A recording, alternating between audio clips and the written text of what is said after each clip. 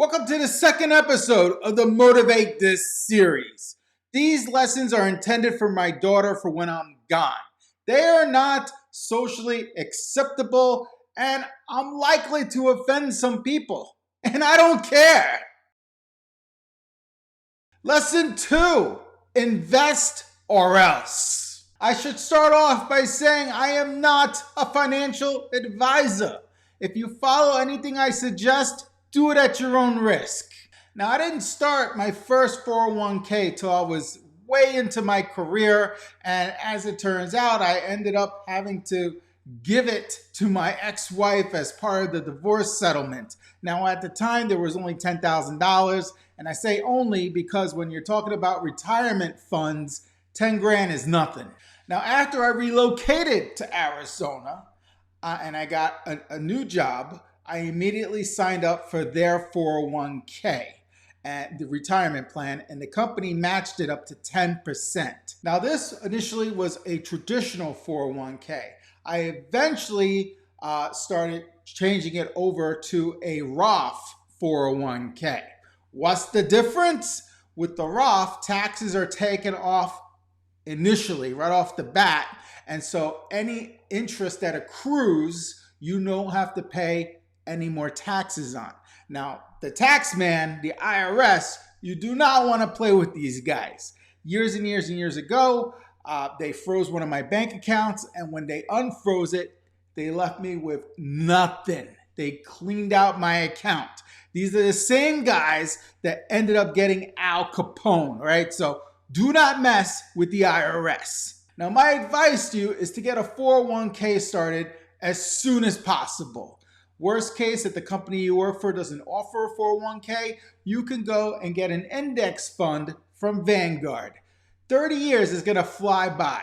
I know right now you feel like it's an eternity away. Trust me, your retirement's gonna be here before you know it, and you're gonna get ungats from the government. Social Security is gonna be squat. Speaking of investments, I started a 529, which is basically funds for Rory to use as she sees fit after she graduates high school. Now, I'm not a big fan of college. I personally think she'd be better off going to a trade school, but that's a topic for another video. As it stands, she's now 8 years old. We have about 8 grand in there. Doing the math, she should have about 35 grand by the time, in 10 years from now when she graduates high school. It's not a tremendous amount of money, but it's way more than what I had graduating from high school, So we'll see what she ends up deciding to do with it. The point of me mentioning this is that it's an investment. And I took the time to to get a 529 plan when she was 1 year old. And now she's 8 and she's got 8 grand. And like I said, it's pre-planning. Now, it's much better to start your investment portfolio early so that compound interest can be in your favor. Why is this such a big deal? By the time you're ready to retire, you could have potentially $1 million in the account. And that's going to make all the difference between you being able to live comfortably or you being one of the guys, a greeter at Walmart. What do I mean by living comfortably? I'm not saying you're going to have a millionaire lifestyle with jets and nonstop travel and jewelry and fancy cars. That's not what I am saying. What I am saying is at retirement age, you'll have everything paid off and be able to get, let's just say if you had $1 million in the bank, 4%, $40,000. Now, $40,000 doesn't sound like a lot, but at that point in your life, if you did everything right, you got everything paid off, your house, your bills, 40 grand plus whatever you get from Social Security should be more than adequate for you to live a normal life. Now, as a side note, you could potentially take out a loan against your 401k. This isn't always recommended, but unfortunately, I had to do it because I had a crazy unexpected expense. When we closed on this house, we had it built, we were getting a pool installed, and unbeknownst to us, they required 20% up front for the pool. And I didn't have that kind of money laying around, so I took out a loan, and then when I closed on my previous house we sold, I immediately paid off that loan. Now, I know some of you are going to say, oh, Sam, this is all luck. Not everyone has the luxury of having extra money that they can store away. BS. It's not about luck. It's about taking the time, the initiative to actually put together a little plan, and you're not even going to really notice it out of your paycheck. It's not all that much that's going to go towards your 401k. But the sooner you can do this, the sooner it could start building.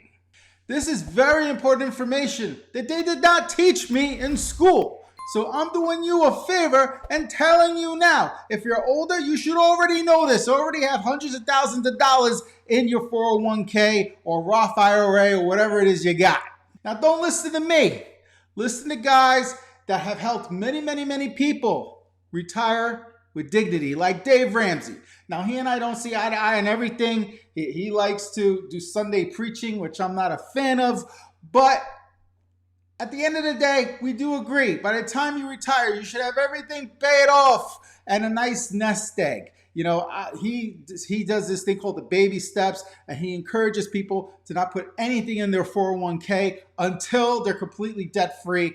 I don't buy that, you know, because that's all compound interest. You're going to be out, and not to mention if your company doesn't match. So I'm all about trying to build that up as fast as possible, as early as possible. Now, if this video even inspires one person to start a 401k, years from now, you're going to look back and you're going to say that crazy guy was right. And for those of you that still refuse to start investing, be it a 401k or an index fund, you're going to be 65, and I'll see you at Walmart as you greet me as I walk in. Till next time.